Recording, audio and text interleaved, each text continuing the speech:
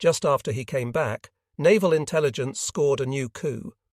Breaking the Japanese naval code again, the radio intelligence men deduced that Admiral Yamamoto was moving out on an inspection trip and would arrive at Balal Island near Bougainville on the morning of April 18th. P-38S of the Army 339th Fighter Squadron moved out that morning to intercept and shot down the Japanese admiral's plane in flames. Halsey and his people were delighted. Yamamoto had been a formidable enemy. His loss cost the Japanese dear in the months to come. Plans continued for MacArthur's Operation Elkton, which was to include the invasion of New Georgia by Halsey, combined with MacArthur's moves in New Guinea and occupation of Woodlark and Trobriand Islands. The operation was delayed until June, however, logistics and training problems. Halsey continued to be occupied with bombardment and bombing of the Japanese. One day the Japanese mounted a furious air attack on Guadalcanal, and when it was over, Halsey claimed 107 Japanese planes shot down, against the loss of only 6 American planes.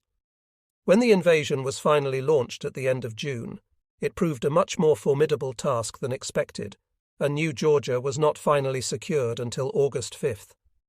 Then Halsey sent Major General Oscar W. Griswold a victory message. "This is a custody receipt for Munda and for a gratifying number of enemy dead.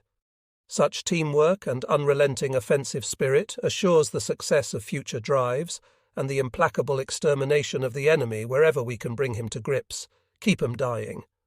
Bloodthirsty, to be sure, but it was this very bloodthirstiness, apparently shared by most Americans in 1943, that endeared Halsey to his countrymen and made him a symbol of the war against Japan, comparable only to MacArthur himself. Such messages kept Halsey in the American public eye, while Nimitz, his commander, was scarcely known to the vast majority of Americans. But Nimitz would have it no other way. He was not particularly pleased at Halsey's personal glory. He simply did not care for any for himself. As 1942 drew to a close, the complexion of the war was immensely changed from what it had been just a few months before. The Americans could not in any way become overconfident, but they could see, for the first time, a victory ahead if they fought courageously and well. Since Midway, the Japanese had held a small but bitter thorn against the side of the Americans in the continued occupation of portions of the Aleutian Islands, very close to home. King and Nimitz had begun serious discussions of offensive action in the North Pacific in 1942, and much of the King-Nimitz meeting of December that year was devoted to specific problems of mounting such an offensive. They talked of occupying Amchitka and of launching an invasion of Kiska, the major Japanese stronghold. What had to be done was train army troops for the job, 2 divisions, Nimitz said. And the commander of the Pacific Fleet also spoke of one of his favorite projects, operations in the Bering Sea against Japanese fishing, which would hit the enemy where it hurt. King listened rather impatiently to Nimitz's talk about defeating Japan by starvation. He was much more interested in operations against Kiska, and right away. The man in charge was Rear Admiral Thomas C. Kinkaid of the Naval Academy class of 1908, who had distinguished himself already in the South Pacific under Halsey in cruiser warfare, and had thus become a candidate for a prime command. This command was given him in November 1942, just before the Battle of Tassafaronga, when Kinkaid had planned an excursion against the Japanese. Instead, his battle plan was adopted by Admiral Wright, and had brought that unlucky admiral to disaster. Kinkaid moved off to Seattle and Alaska. When Nimitz decided to launch an attack in the Aleutians as quickly as possible, Rear Admiral Francis W. Rockwell was called in as commander of amphibious forces in the Pacific Fleet at San Diego. He would supervise the training of those army divisions and then deliver them into battle. In January 1943, Rockwell began his work. The Army's 7th Infantry Division began amphibious training in California. Kinkaid, meanwhile, was preparing for overall operations. In correspondence, Nimitz kept pushing for his little project of interfering with Japanese fishing, a little wistfully. "As you know," Nimitz wrote, "this industry plays an important part in their food economy. I believe that up to 30% of their fishing craft operate in the Sea of Okhotsk. If we could throw a scare into the boats by occasional forays with our S-class submarines, I feel sure we could cripple production to some extent. The operation would have to be executed carefully, for there is always the possibility of shooting up a Russian boat by mistake. In this connection, boarding officers at Seattle have obtained information on the differences between Russian and Japanese fishing craft. This is available to you.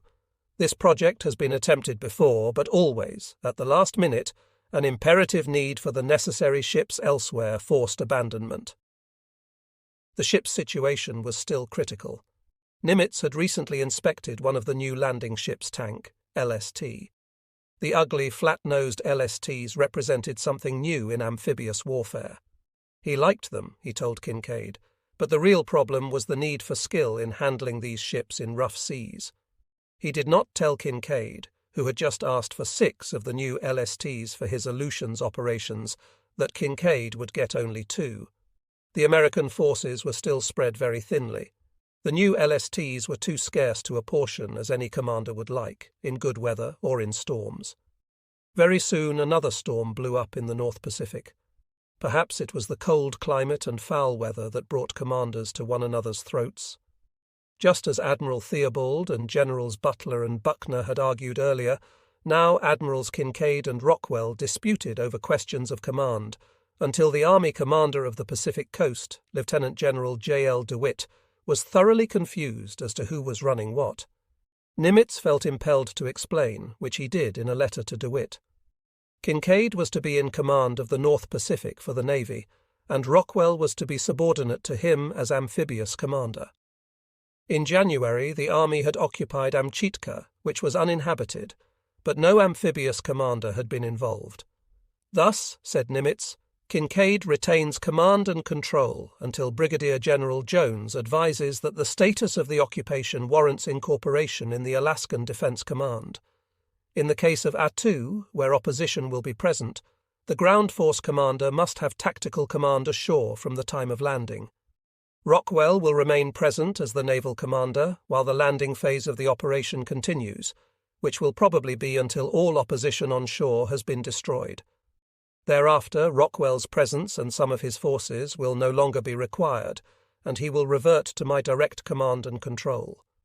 Naval support, however, will still be required for a considerable period, and upon departure of Rockwell, the naval responsibility and command for continuing support operations will be exercised directly by Kincaid. Such were the confusing responsibilities of Nimitz's command that he would have to resolve such questions from a distance of thousands of miles. They were not very easily resolved. Rockwell continued to agitate, and Kincaid continued to fret, until Nimitz was forced to send no fewer than 3 separate dispatches reiterating Kincaid's power, and a soothing letter to Kincaid besides. By that time much had happened, and much more was committed. At the end of 1942, when Nimitz had decided to remove Admiral Theobald in the North Pacific because of frictions with the Army and Air Force commanders, he had also removed Rear Admiral H. Smith as commander of the task group there, and substituted Rear Admiral Charles H. McMorris, once a member of the Nimitz staff. On March 26th, just off the Komandorsky Islands in the North Pacific, Admiral McMorris was looking for Japanese reinforcements to harry them in view of the impending invasion of Attu. He had the light cruiser Richmond, flagship, the heavy cruiser Salt Lake City, and 4 destroyers. Just after breakfast that morning, the force made radar contact with 5 vessels and prepared to fight. But when the vessels appeared out of the murk, there were not 5, but 10, and although McMorris did not know it, 2 more ships were in the area. The Japanese, for this is what the other force turned out to be, were 2 heavy cruisers, 2 light cruisers, 4 destroyers, and 2 transports.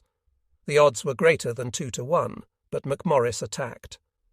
The Japanese, under Vice Admiral Boshiro Hosagaya, came at them very fast, guns blazing and torpedoes racing. As the action continued, Salt Lake City was struck repeatedly and went dead in the water when Salt Sea snuffed out her burners. Fortunately, she was hidden by a smokescreen at the time. To save her, Admiral McMorris launched a destroyer attack on the Japanese column, and as the destroyers came up, the Japanese turned away. Later it was learned that Hosogaya was low on fuel, low on ammunition, had not seen the damage done to Salt Lake City, and was disgusted with the performance of his own destroyers, which had been less than aggressive. The Americans were very, very fortunate. As the Japanese turned, the engineers aboard Salt Lake City managed to clear the fuel lines of salt water and get the cruiser underway again, and the force went home to Dutch Harbour, having by bold aggressiveness turned disaster into victory. Then came the invasion of Attu. Late in April, 7th Army Division embarked at San Francisco and met the protective force at sea. All the naval forces rendezvoused at Cold Bay on the end of the Alaskan Peninsula. On May 29th, ships set out for the invasion, and on May 31st they were ready to land. Fog had closed in that morning, and the landings were delayed until mid-afternoon. But the landings were unopposed by the Japanese garrison, which had retreated into the long valley known as Massacre Valley, and by 2000 hours that evening some 2,000 troops were established on the beaches. Eventually a landing force of 11,000 men went ashore to meet some 2,600 Japanese defenders who were badly armed and badly supplied, thanks to Admiral McMorris's attack at the Komandorski, which had persuaded the Japanese against resupplying Attu. The terrain was terrible, mud under muskeg, which caused the soldiers to slip and the trucks and tractors to bog down in slime. The ships stood offshore and bombarded the areas where the Japanese were supposed to be, with great vigour but little effect, even though they exhausted all their ammunition. Fog and confusion slowed the American advance, and in 48 hours they had gone approximately nowhere, not even a mile inland. General A.E. Brown, the army commander, was so discouraged that he muttered about needing reinforcements and road-building equipment to get across this land, and so unwise that he growled that it would take him 6 months to capture Attu.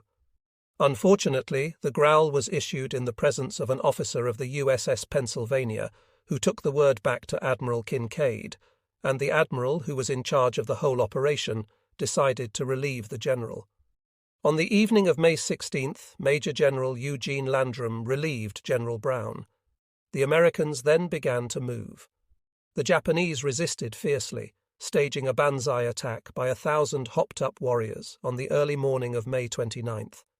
They overran command posts and the forward medical station, stabbing a chaplain and several wounded soldiers, but eventually were stopped, whereupon some 500 of them committed suicide rather than surrender. Then, abruptly, the battle was over.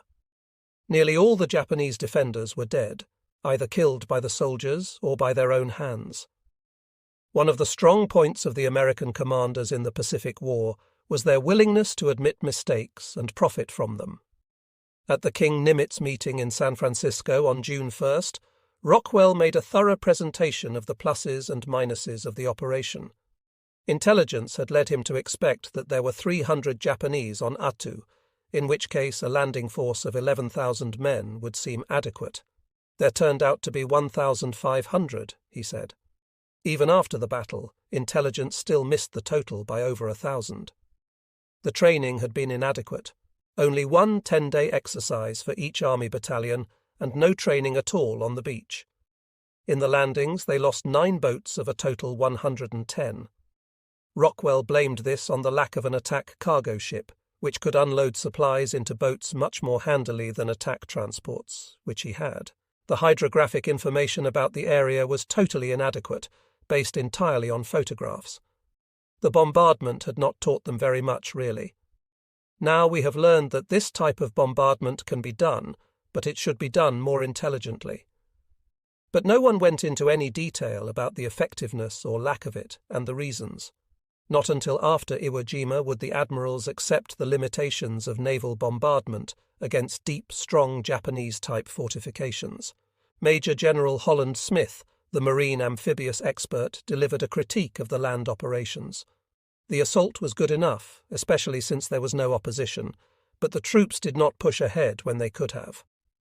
On one occasion, he said, the troops could have moved ahead 1,000 yards more than they did, which would have put them on top of a ridge. They stopped, however, at nightfall, and thus gave the Japanese a chance to regroup. Next morning it took them until noon to take the ridge. The inexperience of the army in amphibious operations showed badly.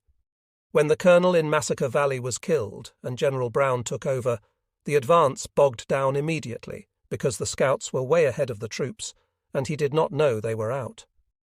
Smith was extremely critical of the American military philosophy that we must outnumber the Japanese by 7 to 1 or more. He called for the development of a fighting spirit. But by and large, Nimitz was satisfied with the performance in the capture of Attu, and he sent an enthusiastic "well done" to Rockwell on behalf of the whole team. He did warn, however, that no commander is ever going to have everything he wants or feels he needs for any operation he has to conduct. The manner in which he disposes his means to obtain the best possible results is the real test of his ability to command. Nimitz also wrote to Kinkaid and showed his appreciation of that commander's work more forcibly. He told Kinkaid he was recommending him for promotion to vice admiral. Nimitz also admitted gracefully that the problems between Kinkaid and Rockwell had been occasioned by Nimitz's failure to have Rockwell report to Kinkaid in the north before undertaking the amphibious operation from the south. The remainder of that letter, however, was devoted to a businesslike discussion of the planned operation against Kiska, which would be next. As for Admiral McMorris, his conduct at the Battle of the Komandorsky won him the job of Chief of Staff to Nimitz, who wanted aggressive thinkers around him. As always, after this operation there were some problems and ruffled feathers to be smoothed. The situation of Vice Admiral Frank Jack Fletcher was particularly difficult. Fletcher had been a key figure in the early days of the war, sidetracked because of King's suspicion that he was not sufficiently aggressive. In the Aleutians operations, King had directed Fletcher to place himself and his forces at the disposal of Nimitz. Fletcher had placed the resources of his northwest sea frontier at Nimitz's disposal, but not himself, for it was awkward for him to consider taking orders from Rear Admiral Kinkaid. Nimitz had to assure King that Fletcher's action had caused him no trouble, and he also had to soothe Fletcher's feelings, because that admiral was disconsolate at being left out of the action. He did so with marvellous aplomb. He told King that Fletcher had been most cooperative, and he told Fletcher that he would make more use of his services in the planned operation against Kiska. He indicated to King that this situation would resolve itself after Kiska, since no more operations near a sea frontier would be contemplated. But Fletcher could continue to hope that operations against Japanese possessions in the North Pacific might bring his re-involvement in naval action. Although Nimitz was thousands of miles away from the scene of the Aleutians action, the right hand of his control was here. For example, the transport Middleton had gone aground in heavy seas months before, and after an inquiry, Kinkaid disciplined the captain of the ship. His action and his report had come in time to Nimitz's desk, and late in June, Nimitz wrote Kinkaid about the affair. The Middleton record is at hand. To put it briefly, your action, in the light of the record, puzzled me. A review of the testimony shows no evidence of culpable inefficiency on the part of the captain and no lack of training on the part of his ship's company as would contribute to the grounding. As I see it, the captain knew the risks involved, but, required by the army to accept them, he took all the precautions that prudence and good seamanship demanded. Curtis, who is here, spoke of the fine work done by the captain of the Middleton in support of the army during the entire time that the salvage operations were in progress. There may be some background to this that I do not know. Your interpretation of the testimony probably differs from mine. Prior to disapproving your action, as I must on the record, I desire your comment. Kinkaid replied that the captain had made a reasonable plan, but had not followed it, and had shown bad seamanship. He supported his argument with details. Nimitz then, and only then, approved Kinkaid's punitive action. The commander-in-chief of the Pacific Fleet never missed a trick. If the Japanese threat against the American continental territory was to be ended, it must be done in several ways. For as long as anyone could remember, the Naval War College studies had indicated that a war against Japan would be fought in the Central Pacific. Still, there were many considerations, and while Nimitz recalled very well his studies at the War College, and later was to say with some exaggeration that everything he did in the Pacific was the application of those studies, the basic naval plan was very much in his mind.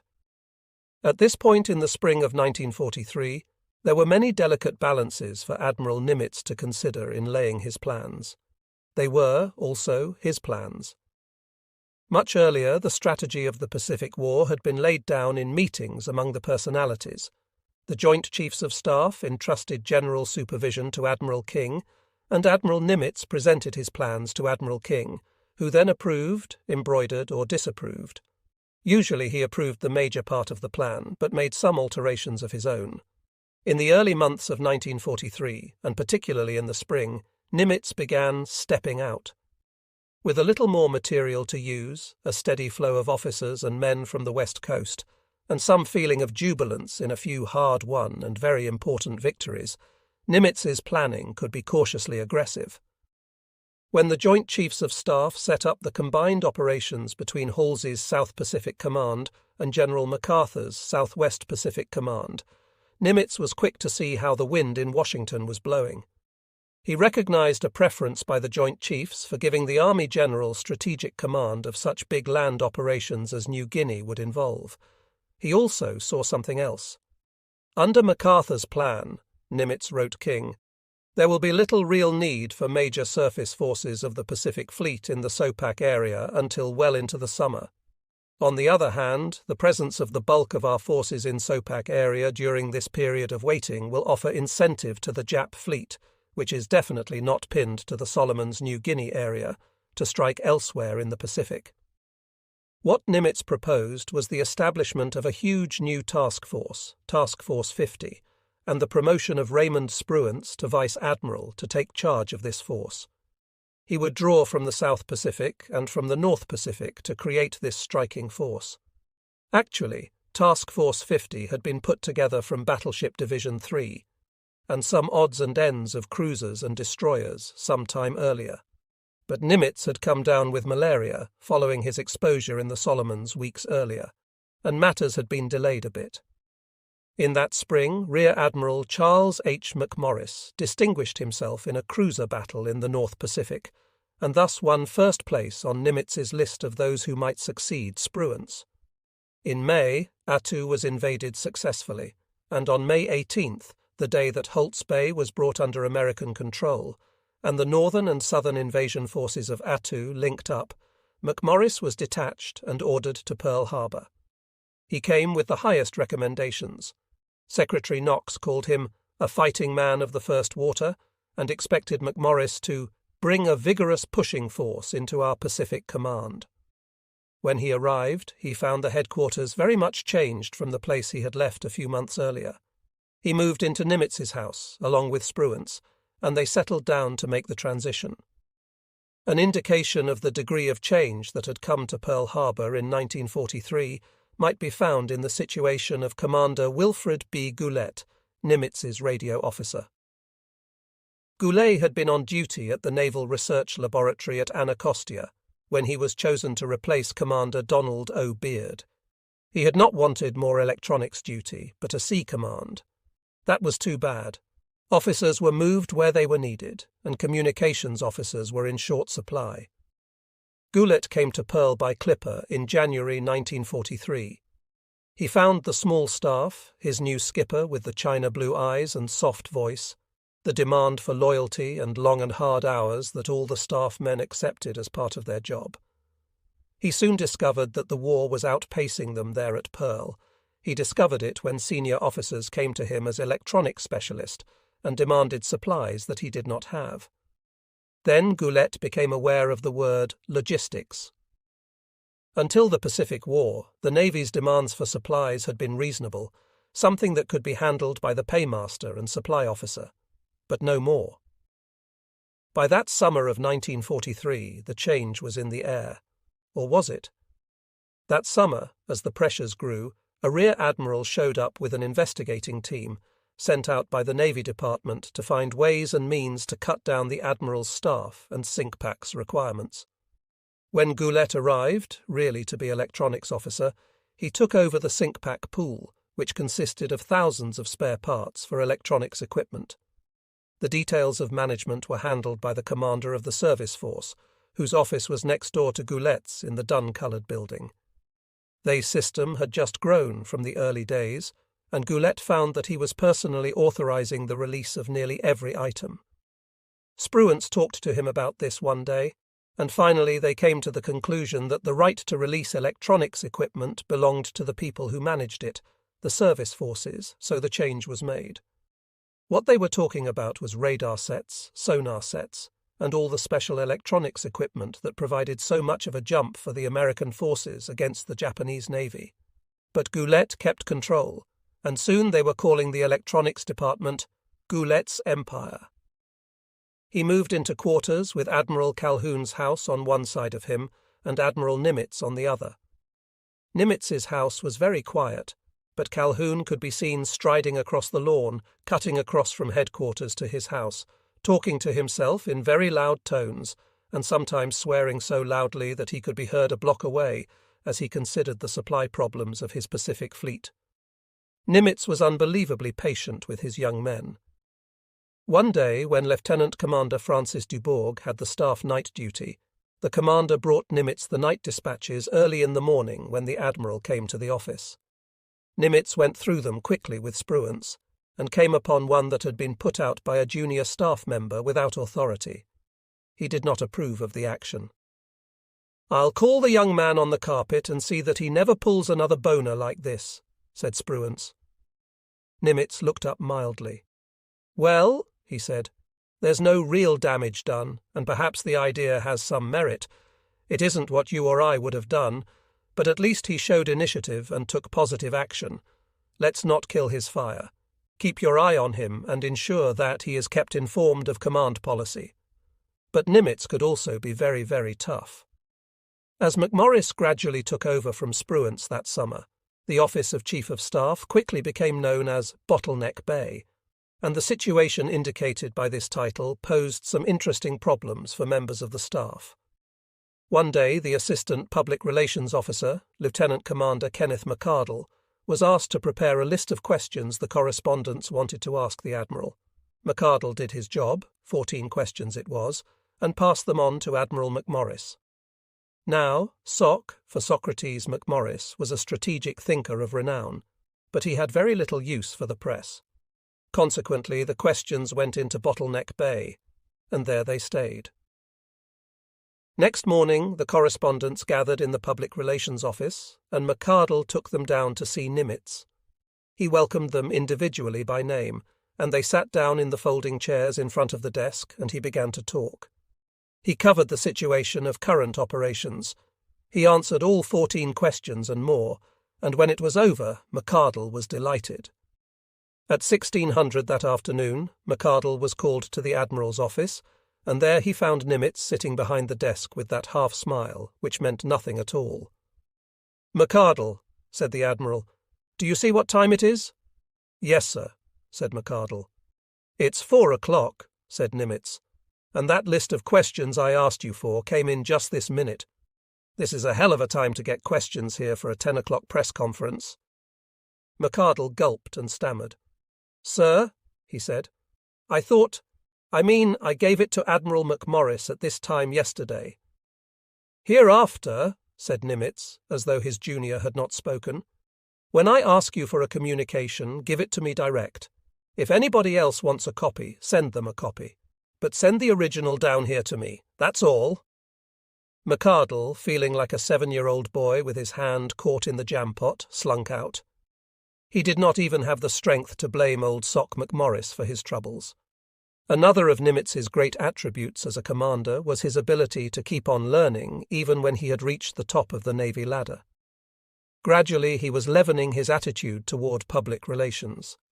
His greatest fault, from the standpoint of his public relations men, was that he failed to see the difference between information and personal press agentry, and he shunned the limelight for himself, and was forever warning his public relations officers, PROs, that they must not build him up. Spruance was an entirely different personality from Halsey, for example, and although on the surface he seemed to be much more like Nimitz, he was sterner, more intellectual perhaps, and far more introverted. If he had his way, the correspondents would not have been allowed hammock room on his ships, and he very seldom would meet with the press. Spruance expressed his attitude. Personal publicity in a war can be a drawback because it may affect a man's thinking. A commander may not have sought it. It may have been forced upon him by zealous subordinates or imaginative war correspondents. Once started, however, it is hard to keep in check. In the early days of a war, when little about the various commanders is known to the public, and some admiral or general does a good and perhaps spectacular job, he gets a head start in publicity. Anything he does thereafter tends towards greater headline value than the same thing done by others, following the journalistic rule that names make news. Thus his reputation snowballs, and soon, probably against his will, he has become a colourful figure, credited with fabulous characteristics over and above the competence in war command, for which he has been conditioning himself all his life. His fame may not have gone to his head, but there is nevertheless danger in this. Should he get to identifying himself with the figure as publicised, he may subconsciously start thinking in terms of what his reputation calls for, rather than of how best to meet the actual problem confronting him. A man's judgment is best when he can forget himself and any reputation he may have acquired, and can concentrate wholly on making the right decisions. Hence, if he seems to give interviewers and publicity men the brush-off, it is not through ungraciousness, but rather to keep his thinking impersonal and realistic. Spruance did give reporters the impression that he was brushing them off, yet he could be surprisingly cordial. Frank D. Morris of Collier's sought an interview with him after Spruance was appointed to his new job, and Waldo Drake said, in that high, scratchy record voice of his, that it would probably be impossible, but that he would try. Surprisingly to all in public relations, Spruance granted the interview, and could not have been more cordial in discussing the progress of the war. Yet he made several points that indicate why Spruance has come down in history as the prototype, along with Nimitz, of the Navy officer living the Navy way. This job we have to do out here in the Pacific can't be handled by any one branch of the service. It requires complete coordination of surface and air forces, troops and submarines. There's one thing you have to remember about making war: the breaks, good and bad. Luck plays an important part in any of these operations. Characteristics that would not have made Spruance president of the Baltimore Rotary Club were held in high esteem by his fellow admirals. "I consider him one of the most competent men I have ever met," said Vice Admiral Calhoun, "a cold-blooded fighting fool. If he possesses one fault, it is that he believes too much in work and doesn't get enough play." As a personality, that allegiance to efficiency was one of his problems. The mind that conceived of saving time by having a stand-up desk to drive away visitors also had little use for popular vices. Spruance found no time to drink, except to taste cocktails, in a crowd often given to hard drinking while ashore. Perhaps it was because by this time he had only one kidney. He did not smoke. One time, while walking with Goulet at Kailua, he led the younger officer at a fast pace until Goulet was virtually panting. They stopped to rest, and Goulet lit up a cigarette. "There," said Spruance, "you've had some good exercise, and now you go and spoil it all." In the house at Macalapa, McMorris soon found his place, along with Nimitz and Captain E. A. M. Gendreau, who was fleet physician, and the one man, outside his chief of staff, whom Nimitz felt he could allow into his confidence to a certain extent. But the degree of confidence was never really great. Even as chief of staff, Spruance did not know until Nimitz actually relieved Gormley and put in Halsey that Nimitz was going to take this action, and Spruance was surprised. Spruance was with Halsey at Noumea, having started on an inspection trip, but obviously Nimitz had never discussed Gormley's command performance with him in this case. Always, with all his subordinates, Nimitz kept at arm's length. He was extremely fond of Halsey, but when Halsey sent Captain Browning back to the United States for a blow, and Browning did not present orders, Nimitz put on his sink-pack cap and dressed Halsey down, reminding him that Nimitz was still in charge. Yet even as he chided, Nimitz did it gently.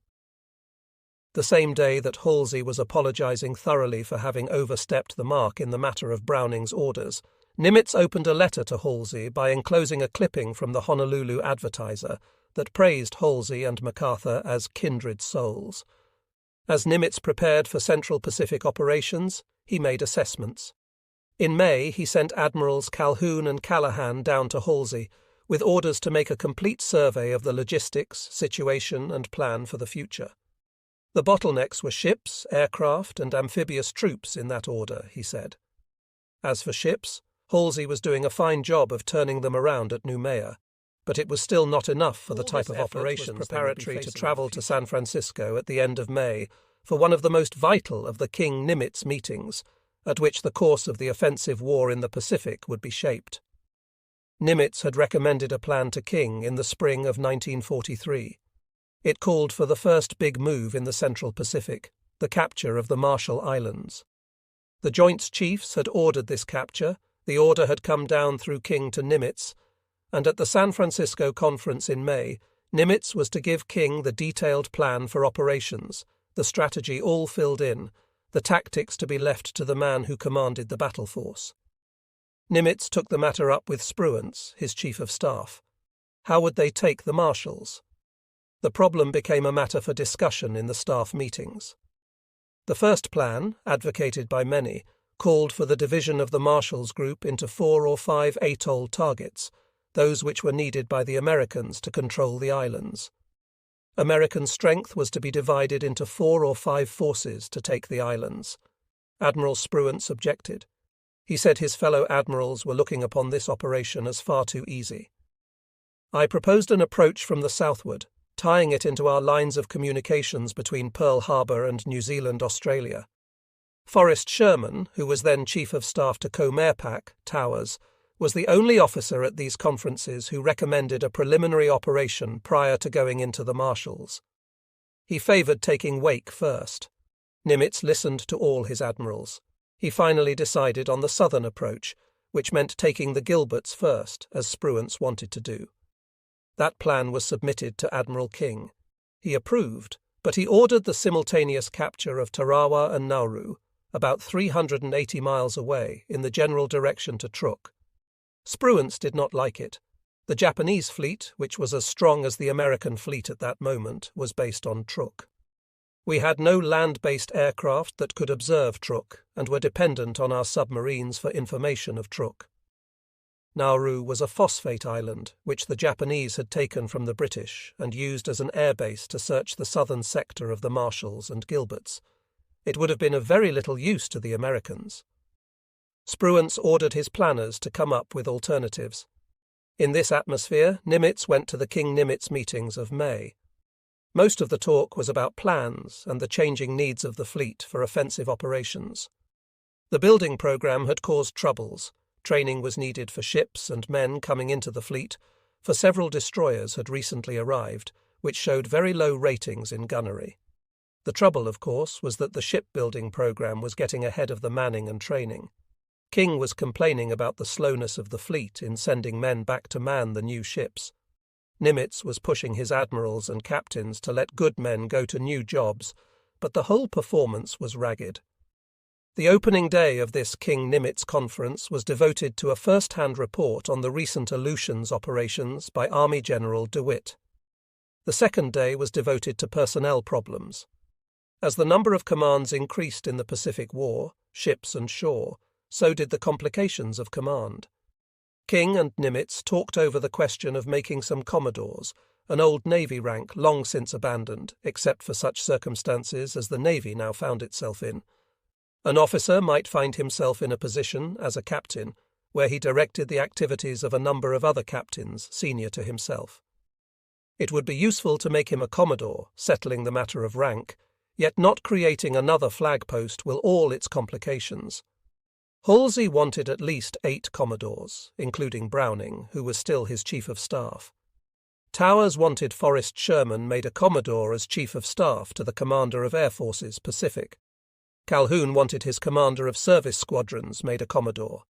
Browning was really in trouble. Nimitz and King discussed again the need for replacing him as chief of staff to Halsey. Nimitz said that the practice of giving temporary duty with leave, to get expenses, had been abused and he was cutting it out. Unlucky Browning was the cause. Nimitz did not forget the people who were doing good jobs for him. Captain Small, the war plans officer, wanted a sea command. Nimitz recommended him for Rear Admiral and a cruiser division.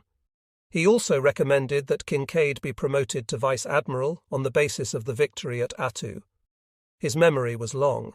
Milo Dramel was long gone from the Pacific Command, but Nimitz wanted a Distinguished Service Medal for Dramel, in honor of his unstinting service as Chief of Staff in those first dark days before Midway. Nimitz was not above reveling in a small triumph either. Back in the days before the war, when the clouds were darkening, Nimitz, as the Navy's personnel man, had stuffed the ships of the fleet with enlisted men to train them at sea. At the time, indignant congressmen, spurred by angry letters, had brought the practice to the attention of President Roosevelt.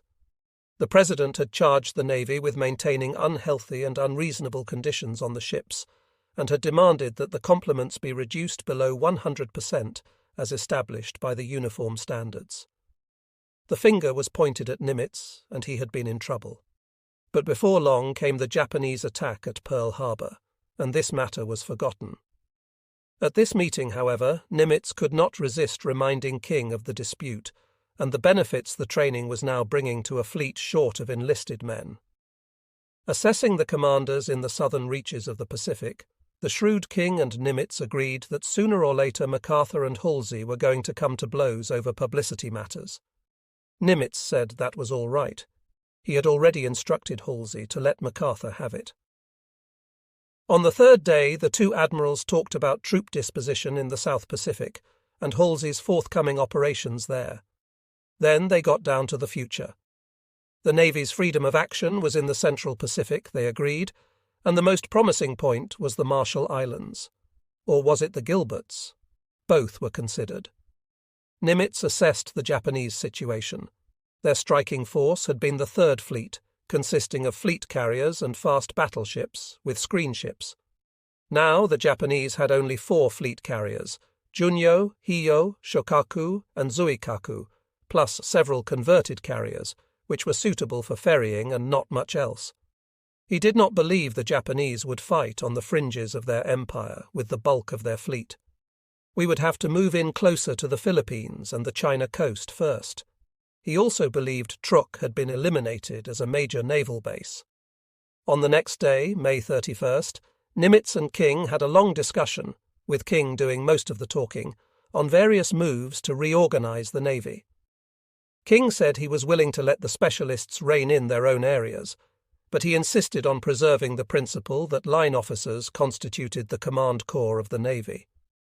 The day before, from Pearl Harbor, Admiral Towers had written to Artemus Gates suggesting to the Assistant Secretary that the job of Commander-in-Chief of the Navy be dropped, and the old Chief of Naval Operations reign supreme, with his principal deputy an aviator. It was always essential for these two men to be looking far ahead. Talk of the Central Pacific operations led to more talk about South Pacific operations. Just what was going to happen down there, King wondered. MacArthur was supreme in his area. How would that affect Halsey's status? Among other titles, Halsey held the command of the Third Fleet. Would it be a good idea to relieve him as South Pacific commander and let him take the ships to sea as a fleet? Nimitz thought it was a bit too soon to consider a major change, and King agreed. But maybe Halsey should be given to MacArthur as a task force commander, thus letting him move about where he might be needed. Admiral C.M. Cook, Jr., of King's staff, suggested that it might not be a bad idea to keep a running check on what MacArthur was getting down in the Southwest Pacific, in ships and planes and men. The problem was to give MacArthur what he needed for his operations and keep him happy, and still keep his supply geared to actual plans. The meetings continued on June 1st, with a first-hand report of the Aleutians affair by Admiral Rockwell, the amphibious commander. The reports were of unusual interest because everything said was adding to the body of knowledge on amphibious warfare. At this moment, everyone assembled there expected that they would have to put up a much stiffer battle to take Kiska than had been the case with Attu. One item for discussion at this meeting, as at previous meetings of these admirals, was the submarine campaign. Nimitz was very pleased with the operation of the Pacific submarines. He wrote Halsey, "Our submarines continue to turn in a fine performance of duty. With a gradual increase in the number of submarines in the Western Pacific, the Japanese ability to keep their far-flung island empire supplied will gradually wane, and the time will come when they will have to make tough decisions regarding the abandonment of this, that, or the other distant island base, simply because it cannot be kept supplied. At the May conference, King had assured Nimitz that the submarine building program was going to continue, unabated, and that he could expect a gradual increase in submarines in the Pacific. Earlier, the admirals had discussed the problems of the submarine torpedoes, which had dogged the American Navy since the outbreak of the war. When war had begun, torpedoes were manufactured by the naval arsenals, and it was impossible for them to meet the demand. Industrial firms were asked to begin building torpedoes. Their first big change was to fabricate torpedo casings from bent sheet steel. Another problem of the submariners could be tracked back to the pre-war budgets. Congress was not very generous with the Navy, and so the Navy parceled out its dollars very carefully. Although there were hundreds of submariners in the service, most of them had never seen a torpedo explode, because torpedoes were fired with dummy warheads, so they could be picked up and used over and over again. A hit was supposed to mean an explosion. When war began, and Admiral English's submarine captains came back to Pearl Harbor with reports of torpedoes that porpoised, or ran deep, or exploded prematurely, or hit the target and did not explode at all, in the beginning the naval authorities were inclined to be suspicious. But the reports continued, and they came from the Asiatic Fleet, from the Southwest Pacific, and from the submarines that ranged out from Pearl Harbor itself. Something was wrong. When Admiral Lockwood appeared at Pearl Harbor early in 1943 to take command of the fleet's submarines, one of his first concerns was the poor performance of the torpedoes. He stated in a letter to Rear Admiral W.H.P. Blandy, Chief of the Bureau of Ordnance, "The percentage of hits has in many cases been low, and the average is still below my hopes and desires. Some of this is due to bad shooting, lack of knowledge of the TDC, buck fever, jitters, etc., and we are trying to correct that part by a TDC school here with Dusty Dornin, our best operator, doing the instructing.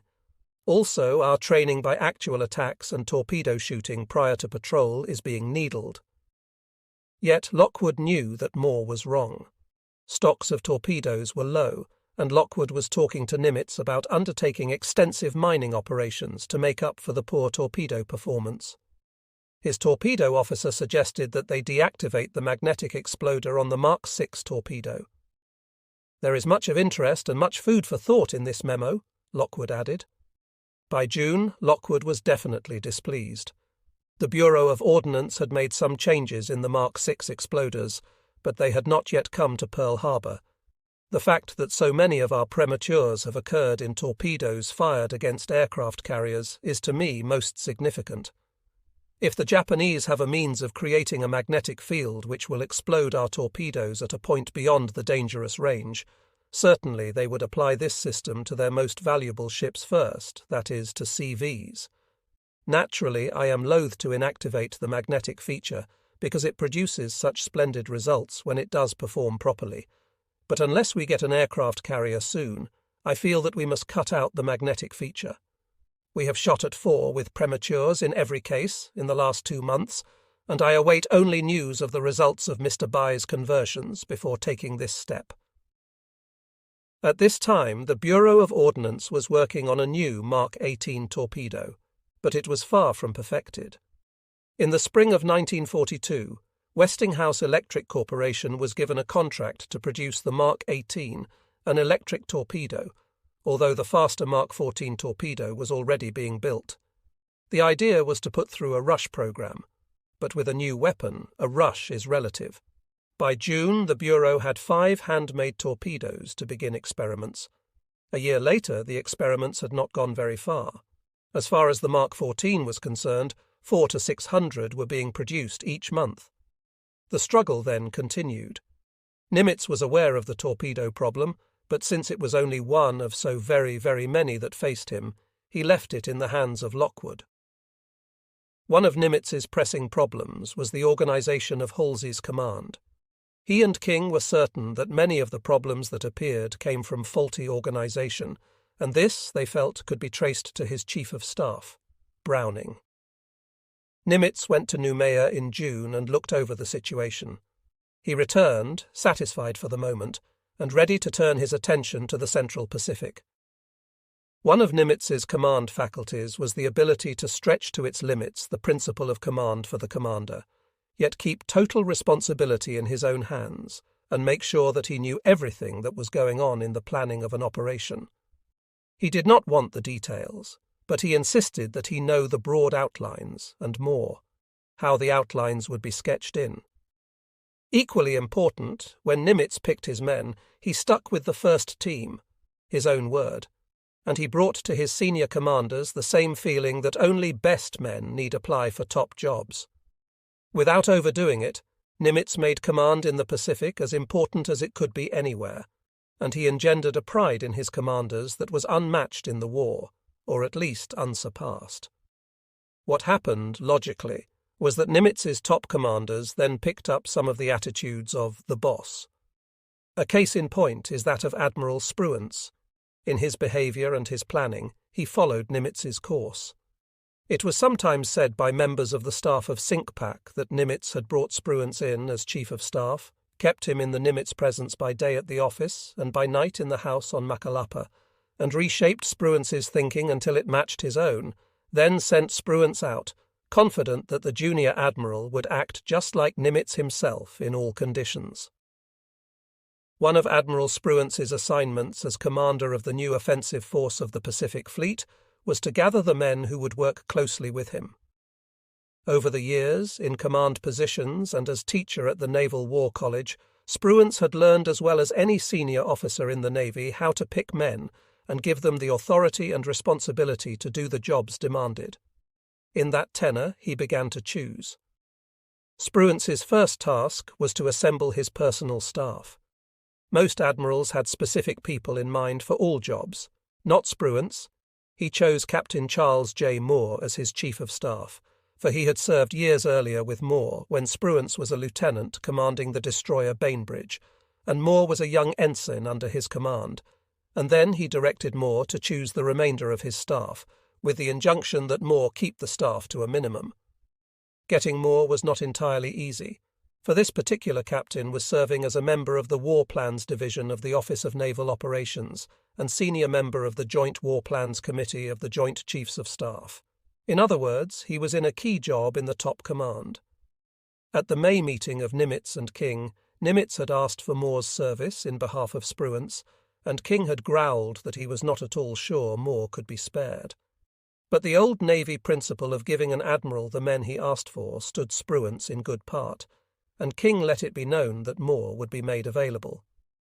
Spruance's second task was to pick the senior commanders who would transport the troops to the area attacked, and to get them ashore, lead them once they were placed ashore, and protect them from the air during the battle.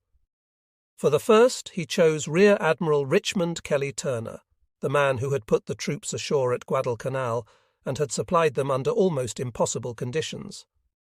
Spruance had made a trip to the south during the tough days at Guadalcanal, and he was impressed with terrible Turner's tenacity and fighting spirit. He wanted no other. Nimitz quite agreed, and that was vital because Nimitz would make the decisions. In June, Nimitz ordered Halsey to release Turner. In June also, Nimitz had taken Major General Holland M. Smith of the Marine Corps to the Pacific to see how his troops were managing. Smith was commander of amphibious training on the West Coast and was itching to get into battle. He was also the leading student of amphibious warfare in the Marine Corps. He had visited Attu during the fighting there, had undergone a banzai charge, which caused heavy casualties, and had gone back to California to puzzle out countermeasures against such suicide attempts. On the trip to the South Pacific, Nimitz observed Smith, and they talked about offensive operations. But the more he talked about the war, the more depressed Smith grew because he was stuck in a training command. Smith recalled later, "Seated by the window in the Coronado, watching the immensely thick and fantastically moulded banks of clouds that form the perpetual Pacific ceiling, I was lost in this depressing speculation when Nimitz called me to the other end of the cabin where he had been reading a magazine. 'Holland,' he said gravely, I am going to bring you out to the Pacific this fall. You will command all Marines in the Central Pacific area. I think you will find your new job very interesting." Spruance agreed with Nimitz that Holland Smith was the man for the command of the Marines who would carry the assaults.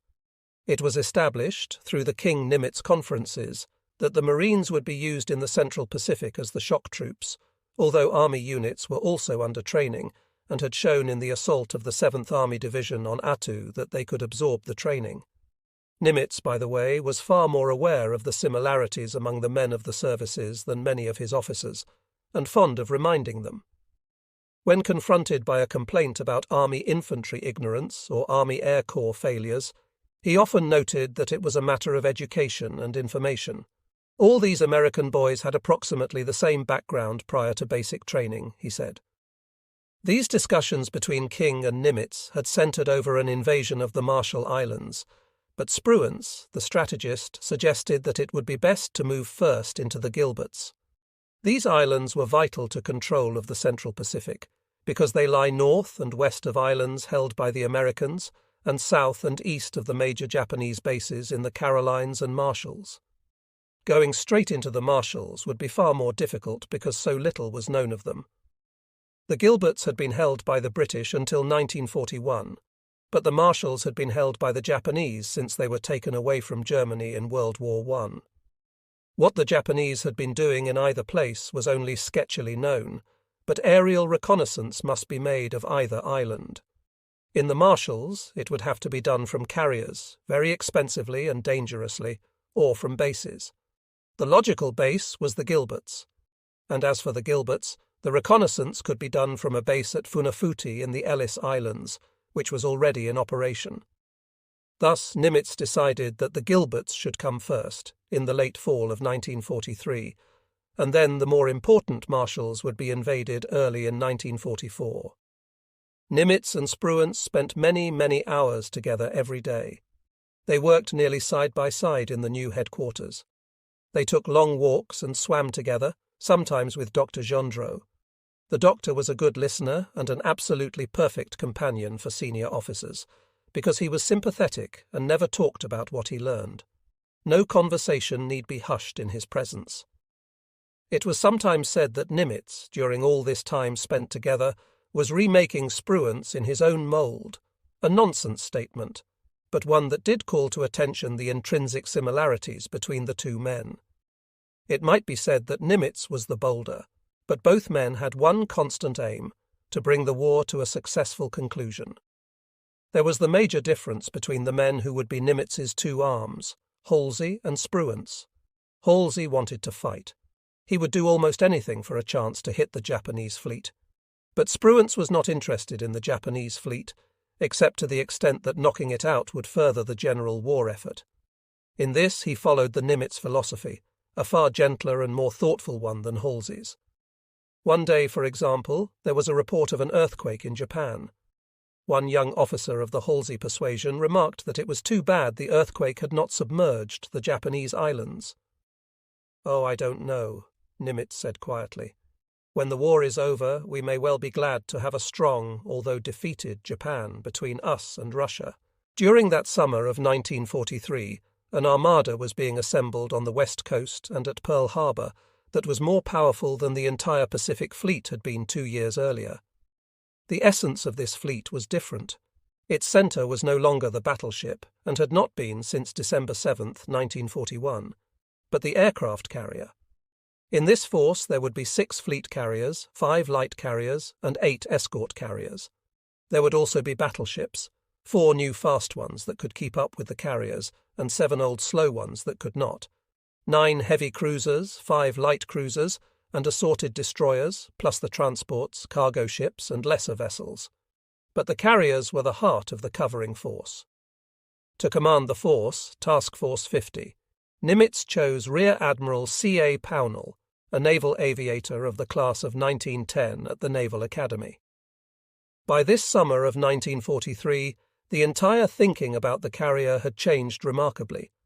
The task force was known as the Fast Carrier Task Force. The new battleships were attached to this force.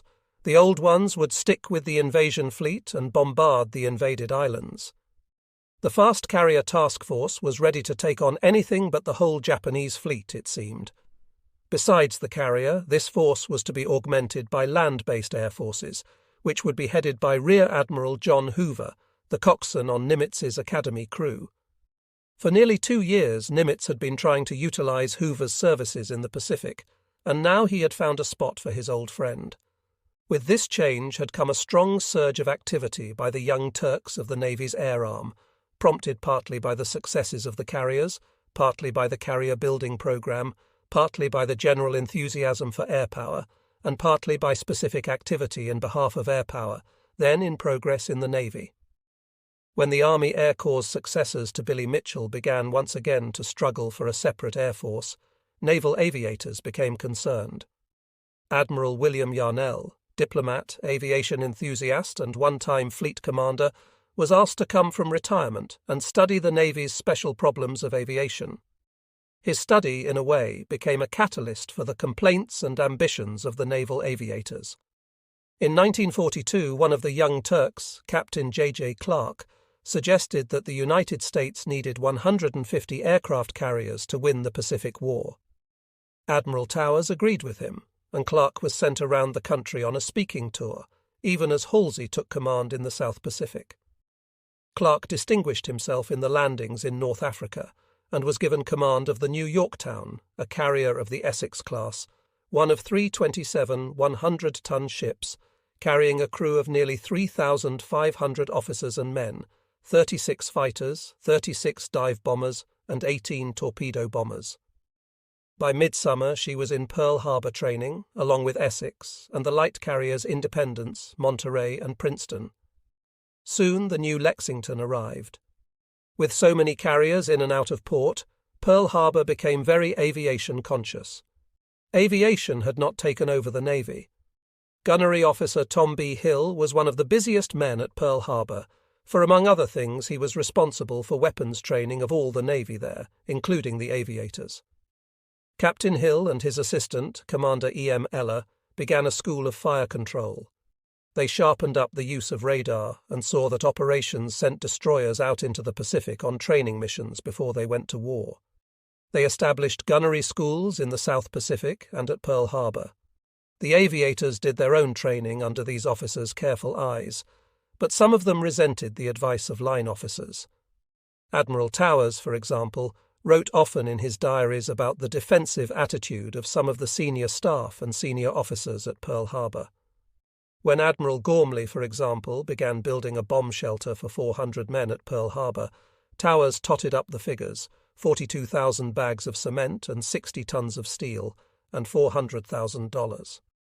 "I often wonder if Hitler's secret weapon isn't our defensive attitude," he said.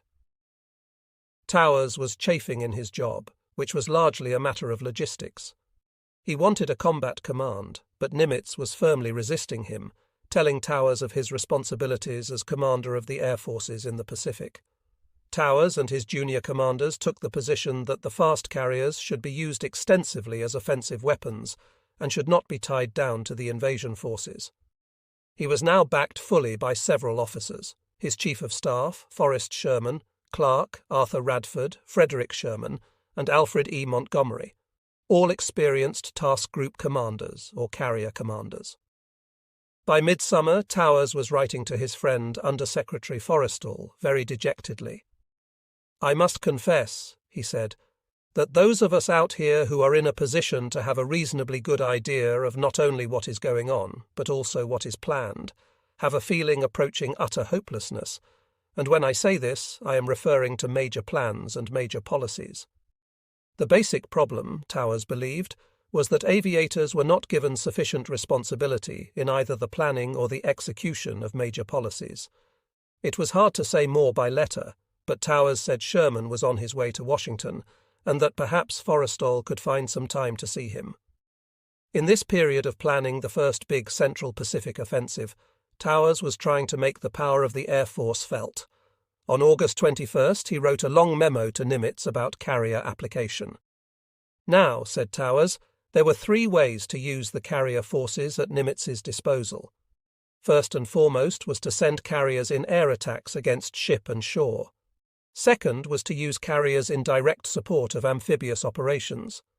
Third was air support of other ships in the task force.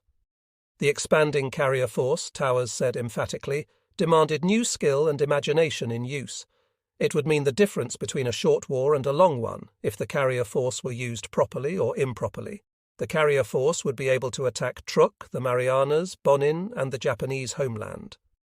To be air-minded, said Towers, is no substitute for long aviation experience. What he wanted was aviators in charge, and if they could not be in charge, then these senior commanders responsible for coordinating carrier striking forces with surface and amphibious operations should have seconds in command who were aviators. The discontent of some of the aviators was growing very serious that summer. Towers wrote an anguished letter to Admiral Horn summing up all the complaints of the aviators. He first cited the failure of the Navy to publicize the Naval Air Force victory, which has never been forgiven. His second grievance was the slowness of awarding decorations or commendations to naval airmen.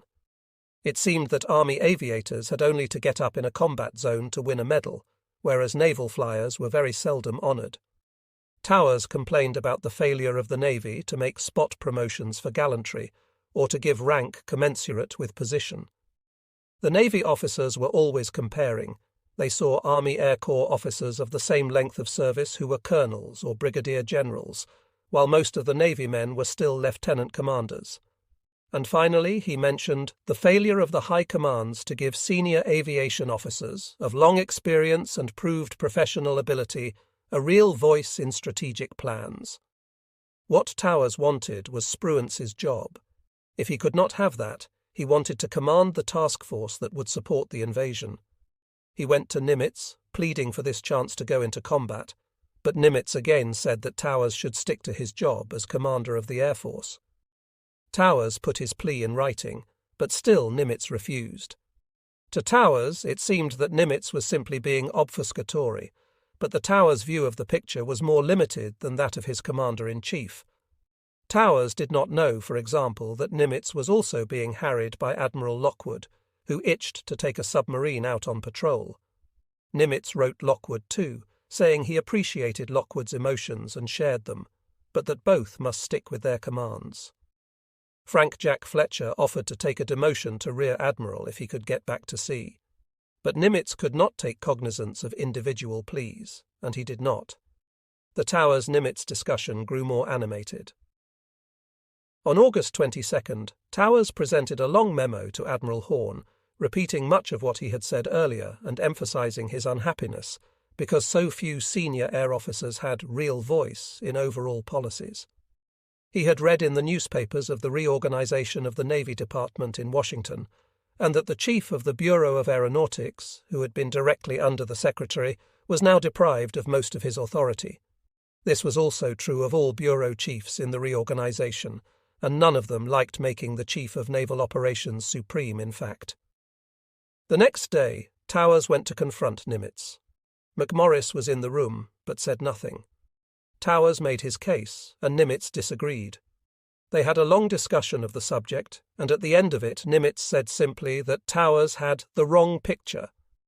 Later, Towers wrote to Admiral Yarnell. To put it bluntly, he said of Nimitz, his reaction was to the effect that I did not know what I was talking about, and Nimitz apparently came as close to losing his temper as he ever had. Rather violent, said Towers of Nimitz's reactions.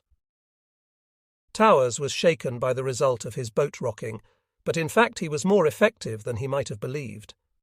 Nimitz was about to relieve Captain Ralph Ofstie as aviation officer on his staff, because Ofstie was eager for a command of his own, and when this came about, Nimitz said, he proposed to upgrade the job to that of Assistant Chief of Staff for Aviation.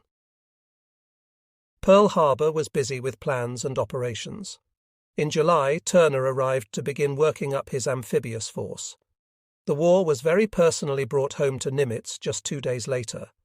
As Fleet Medical Officer, it was Captain Gendreau's duty to be sure that conditions for the treatment of the wounded and the sick were all they ought to be. He was noted throughout the fleet for his genial disposition and his willingness to go anywhere and do anything in performance of his duty.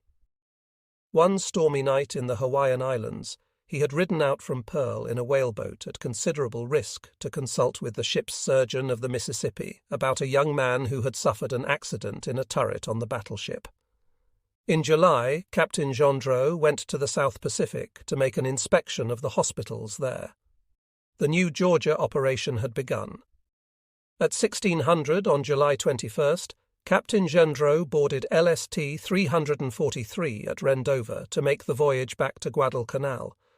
Captain J.S. Crenshaw put him in his own cabin, and they talked for a while about the evacuation of the wounded. At 16:30 they went to supper, because they intended to get underway an hour later.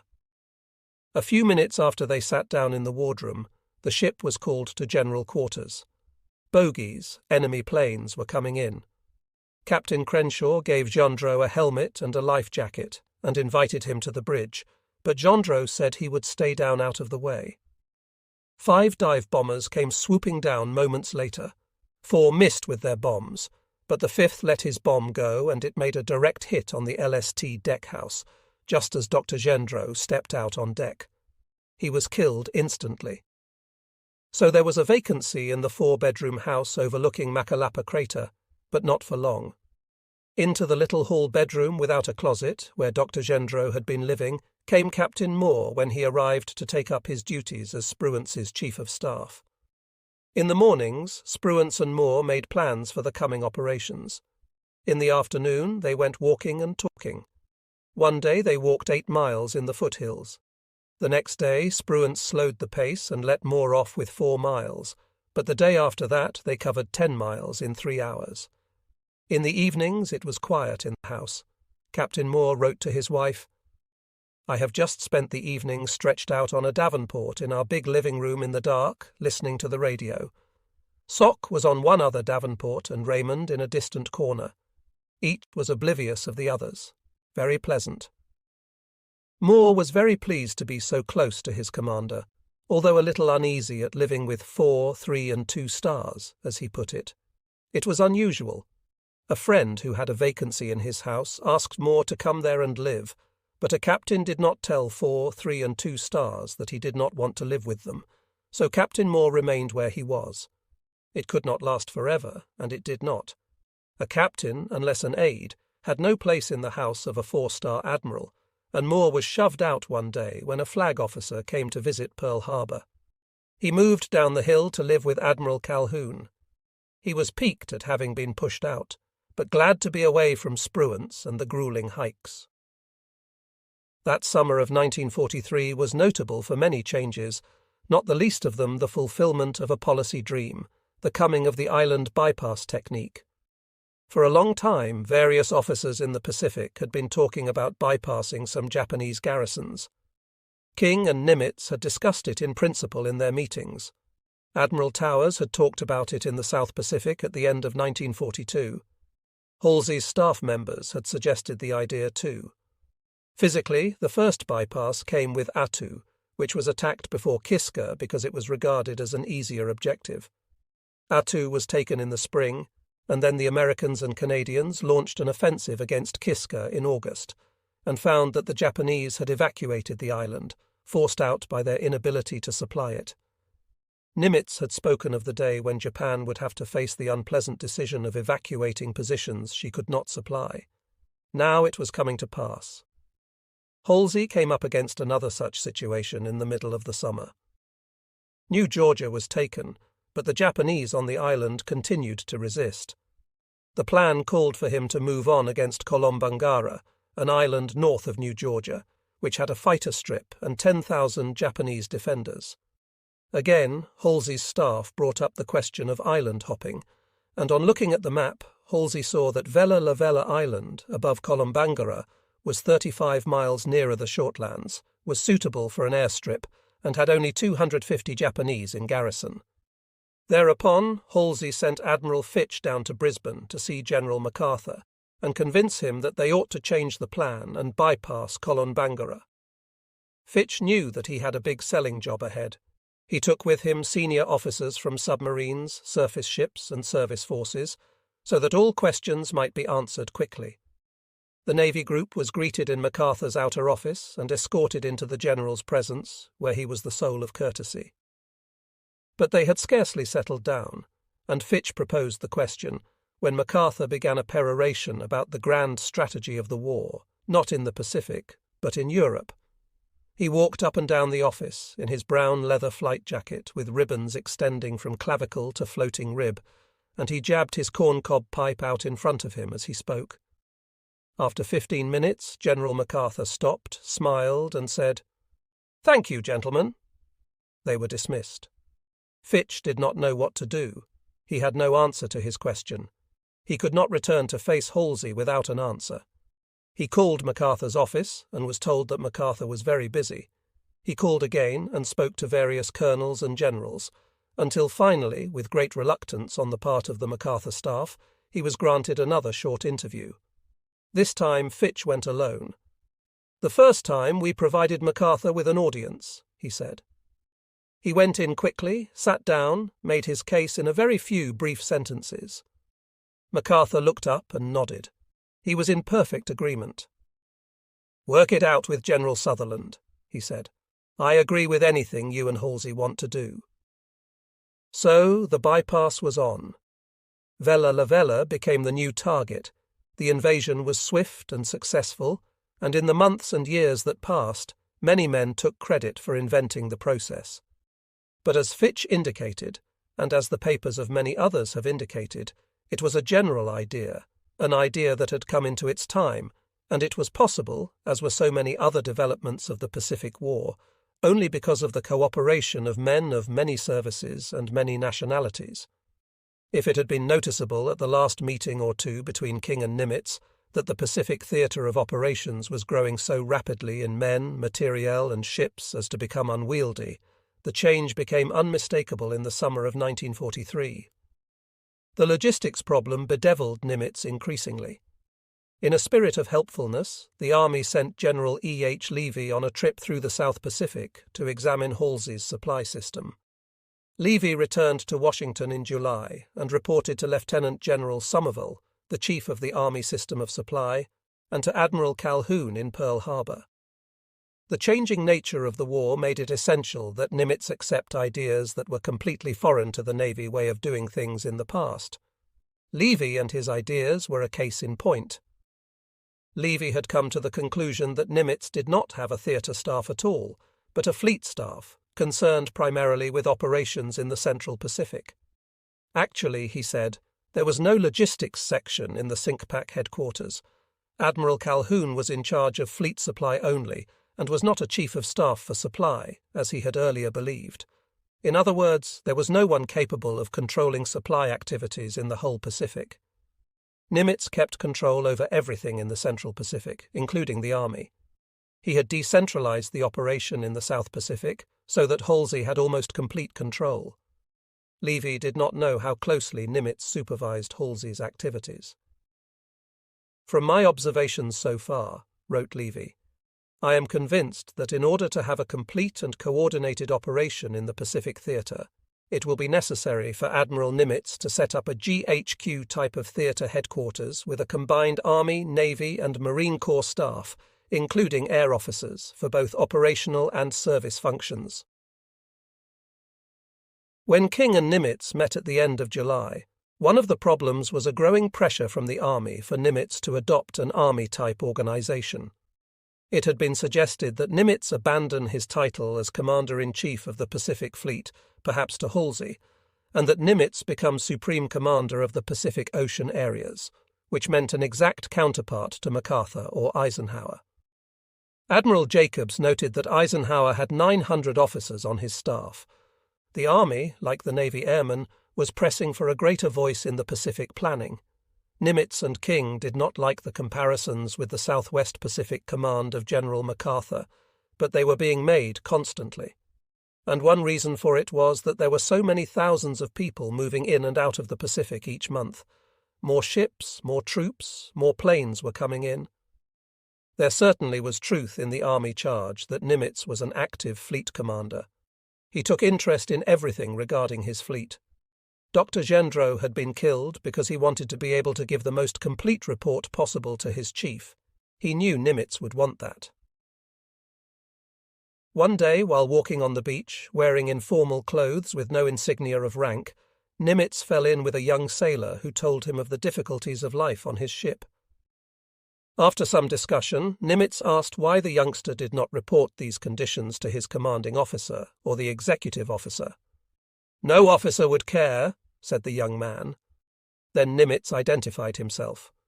On another occasion, Nimitz's office door was open and a young sailor from the fleet looked in, saw that no one was in there, and walked in just to look around.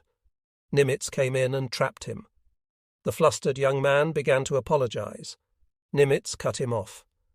"You have as much right to see this office as anybody in the fleet," he said gently. Thus Nimitz kept his appearance of a close relationship between the commander of the Pacific Fleet and his lowest apprentice seaman. It was a vital demonstration of morale building. On another occasion, a young sailor came into the concrete fortress of Macalapa and into the Admiral's corridor. He was stopped by Lieutenant Commander Lamar outside the office. Inside, Nimitz happened to hear the conversation, and he learned that the sailor was from Texas. He had gotten into an argument with his shipmates the day before, contending that one Texan would always respond to another Texan, and that, by God, if he wanted to go up and see Admiral Nimitz, he could walk right in. Lamar was explaining to the sailor that gobs do not call on four-star admirals when Nimitz opened the door, grinned benignly, and invited the Texas sailor in for a visit. Furthermore, he ordered Lamar down to public relations to pick up a photographer and come back to take their picture. That day, the Texas sailor had a chat with his commander-in-chief about affairs of the fleet, and went back to his ship with a photograph to prove it. For reasons of his own, too, Nimitz liked to feel that he was in touch with the men of his command at every level. As the fleet grew, and ships were constantly on the move, it was no longer possible for Nimitz to know every commander of every vessel that steamed out of West Coast ports. He felt that he was getting out of touch, and one day he told an aide to tell the type commanders, battleships, cruisers, and so on, that in future, when a ship touched Pearl Harbor, the captain was to pay a duty call on the admiral. Each day at 11 o'clock, after the morning staff meeting, Nimitz held open house for his captains. He was careful each day to make sure that the enlisted men who served him had their meals, and he would inquire about chow of the Marine Guards at the house on Macalapa and his driver. He knew he could count on them to sample the Corps' morale. One night, while coming back to Pearl from Honolulu, Nimitz saw an extremely intoxicated sailor standing beside the road. Nimitz told the driver to stop, and they picked up the sailor, who turned out to be a Seabee. He did not recognize the admiral, but under questioning he told a story of unhappy conditions in his Seabee camp. That night the sailor was dropped off just outside his camp's gate. Next morning Nimitz announced that he was going to inspect that Seabee battalion at 11 o'clock. He made the announcement at 10, which gave Lamar time to call the commander and warn him, but did not give the commander time to do anything to spruce up the camp. Just as Nimitz wanted it, the camp would be as is.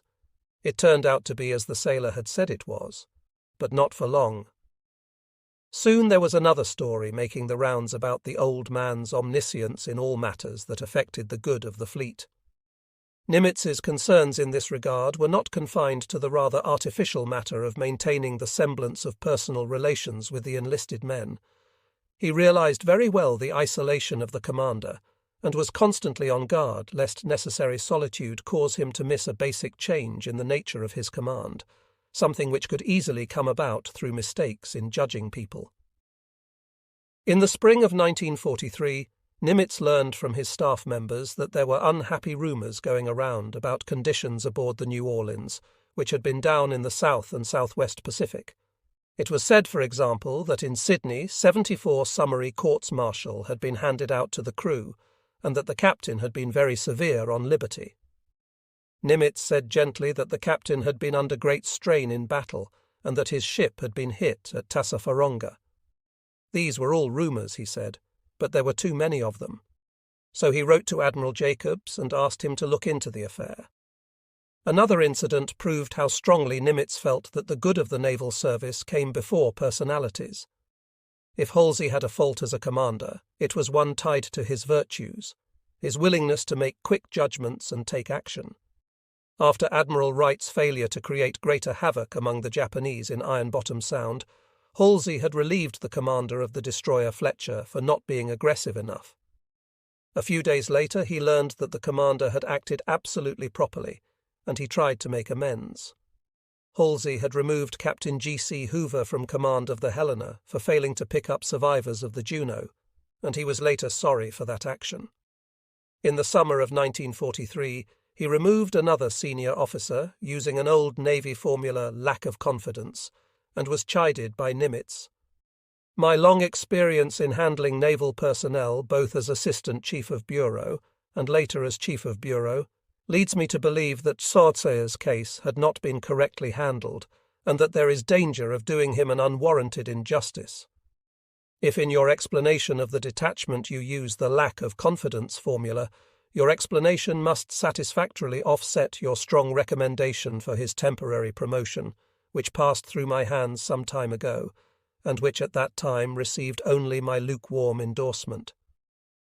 Nimitz suspected that something from the man's past had been the cause, for he knew that another officer who had quarrelled with this one was also in Halsey's command. It seems like the text you provided might be an excerpt from a historical account or a narrative. Proper formatting in a formal document or publication typically involves ensuring consistent indentation, paragraph breaks, and potentially adding citations or references if needed. Here's the text formatted for clarity. I was reminded of the fable of the pot and the kettle, Nimitz continued, one calling the other black, etc.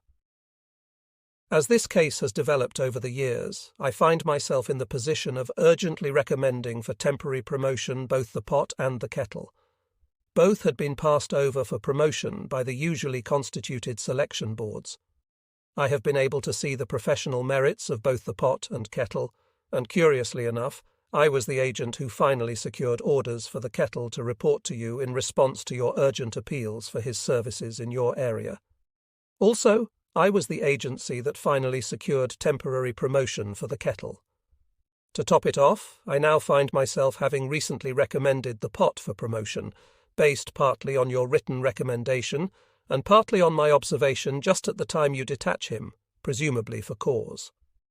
We have already spent far more time on this case than is warranted by the importance of the individual. My efforts are based on principles and the desire to avoid injustice by hasty action. In this connection, I am not sure that we did not make a mistake to sanction the hasty detachment of Captain G.C. Hoover from his command, Helena, last year.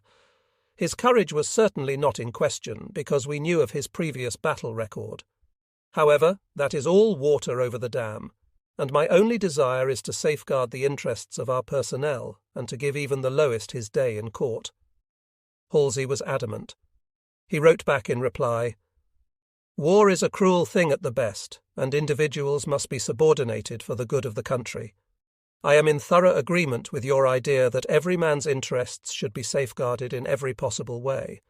However, I also feel that we have leaned over backwards too often in safeguarding individual interests and have forgotten the interests of the Navy. I am presuming my official dispatch to you regarding Quaying's detachment was all the necessary official correspondence you desire on this subject. If not, please inform me, and I will write an official letter." At this time, Halsey was also still defending his detachment of Captain Hoover. Only later did he come to see it in another light and try to make amends. But if there were difficulties between Nimitz and Halsey over personnel in this period of regrouping at Pearl Harbor, they were as nothing compared to the command difficulties between Admiral Lockwood's submarine command and the Bureau of Ordnance over the matter of the faulty torpedoes. Lockwood was very seriously hampered in his struggle to solve the torpedo problem by Rear Admiral R.W. Christie, who had succeeded Lockwood in command of the submarines of the Southwest Pacific at Fremantle. Christie had been instrumental in the development of the Mark 14 torpedo with its magnetic warhead, and he did not believe what the submarine captains were saying about the weapon. He wrote thus to Lockwood, "Torpedo performance here is steadily improving, and we are definitely not in accord with the opinions expressed in various patrol report endorsements such as, I quote, Kingfish 3rd Patrol, endorsement of CSD 102, 2 prematures, 1 observed dud, and 1 probable due in 17 torpedoes fired do not tend to improve waning confidence in the weapon.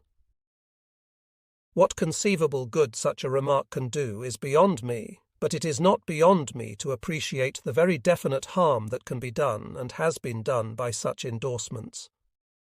Difficulties with torpedoes should be put up squarely to the Bureau of Ordnance, with all possible definite evidence, so that they will have something to work on beside indefinite ill-considered and ill-mannered criticism. It was, indicated Admiral Christie, the submariners, and not the torpedo that caused the trouble.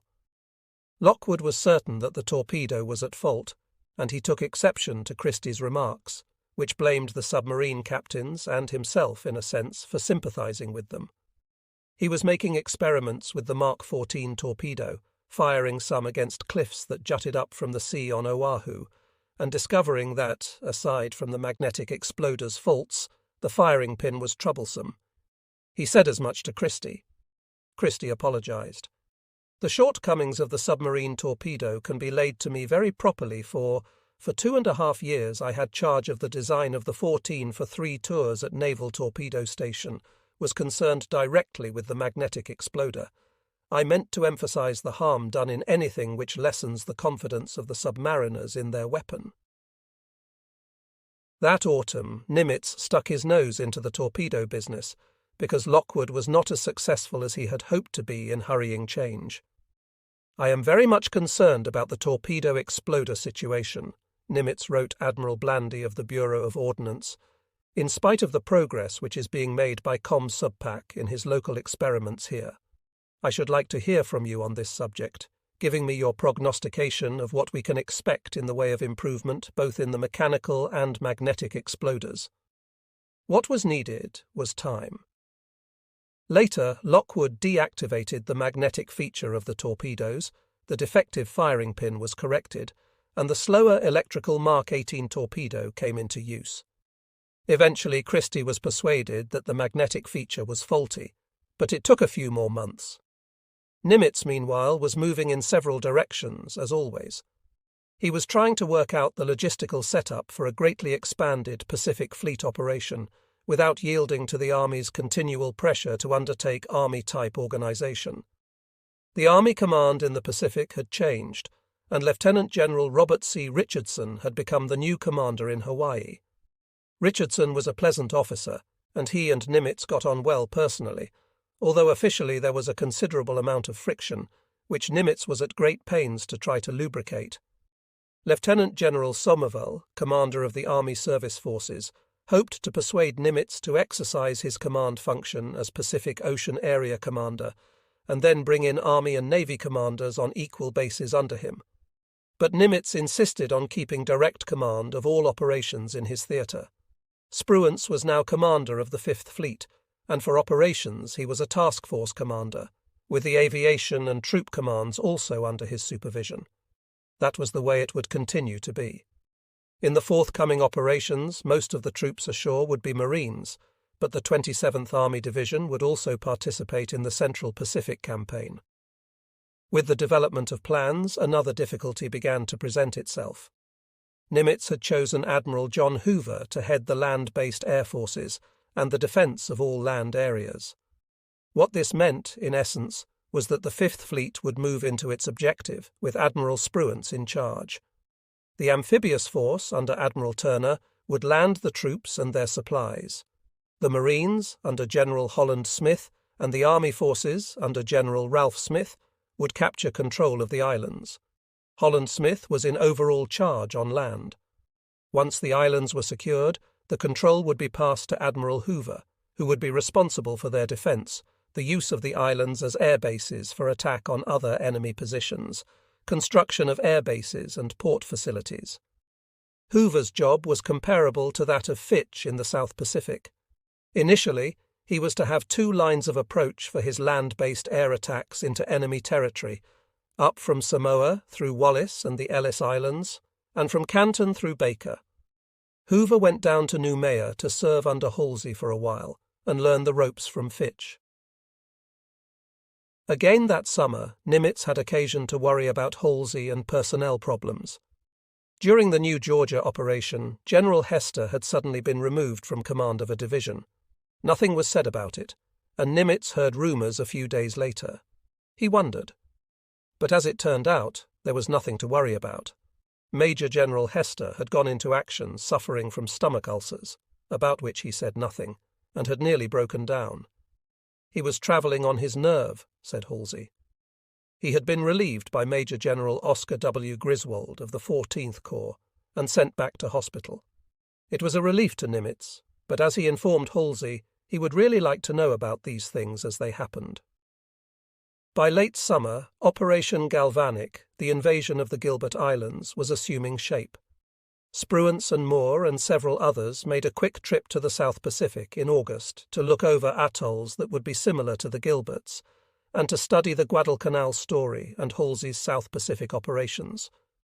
They were fortunate, obviously, in having as amphibious commander Admiral Turner, who had been through the whole Guadalcanal battle in the same capacity. He had been replaced in Halsey's command by Rear Admiral T.S. Wilkinson. Soon, Rear Admiral Harry W. Hill joined the Central Pacific team. He had been terrible Turner's assistant in the War Plans Division in Washington, and had spent the past year in the South Pacific in command of a division of the old battleships. His specific detail would be the landing on Tarawa, and he would report directly to Turner. There were problems to be worked out. Turner wanted to remain in command of the amphibious operation until the end, but Holland Smith insisted that he assume command once the men and equipment were ashore and in control of the situation. Captain Moore, after refereeing the argument day after day, called upon Spruance to make a decision. Spruance simply would not lay down a dictum. "I have chosen these men because they are intelligent and reasonable," he told Moore. "Let them work it out." Whereupon he left the office and went out for a long walk. The task force that was being assembled under Admiral Pownall was the biggest yet seen in the Pacific, and it needed a good deal of training. Late in August, Pownall took his force out for a raid on Marcus, which would also be a practice for the coming operation. This raid was conducted by Yorktown, Independence, and Essex. Pownall had expected a wind of 8 knots, but faced a dead calm, needing 30 knots speed for launching. At 0422 on September 1st, all was ready. The carriers were speeding along in the dark, and the forward screening ships turned on their searchlights so the pilots could see to take off and orient themselves for rendezvous.